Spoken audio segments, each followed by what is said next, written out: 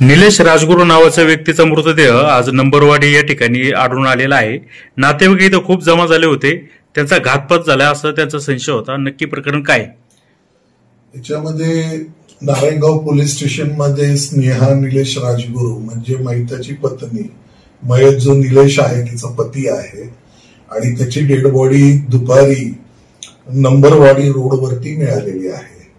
मग त्याच्या तशी माहिती खबर पोलीस स्टेशनला आल्यानंतर BNSS 194 अन्वे म्हणजे अकस्मात मृत्यूची नोंद नारायणगाव पोलीस स्टेशनला रजिस्टर करण्यात आलेली आहे आणि त्यावरती तपास चालू असताना तपासी अंमलदारांनी इन्क्वेस्ट पंचनामा करून डॉक्टरांकडून मयताचं कारण घेतलेलं आहे। त्यांनी कुठलं तरी विष प्राशन केलेलं आहे आणि त्यामुळे त्याला मरण आलेलं आहे असं डॉक्टरांचं प्राथमिक याच्यामध्ये दिसून आलेलं आहे।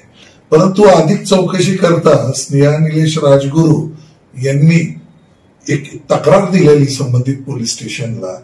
त्यांचं असं म्हणणं आहे की माझ्या पतीचे मोठे भाऊ शैलेश राजगुरू त्यांनी पुण्यामधील चतुर्शृंगी पोलीस स्टेशनच्या हद्दीमध्ये नावाची मुलगी आहे, ती अल्पवयीन मुलगी आहे, तिला पळवून नेऊन काहीतरी लग्न केलेलं आहे आणि तिचे नातेवाईक या निलेशच्या घरी चौकशीसाठी आले होते। त्यावेळेस त्यांनी त्याला धमकी दिली होती।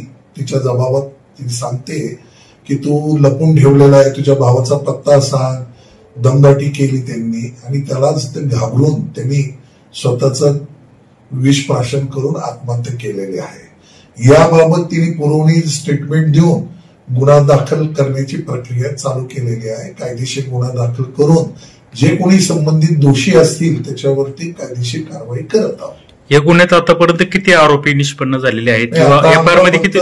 त्याच्यामध्ये त्या तक्रारीमध्ये तिच्या नवऱ्याच्या मोबाईलवरती जे काही फोन आले होते धमकीचे त्या संदर्भातली माहिती दिलेली आहे आणि ते नंबर एफआयआर मध्ये घेऊन कायदेशीर कारवाई करून तपासात कोण कोण निष्पन्न होतं पुढे तपास करण्यात येईल।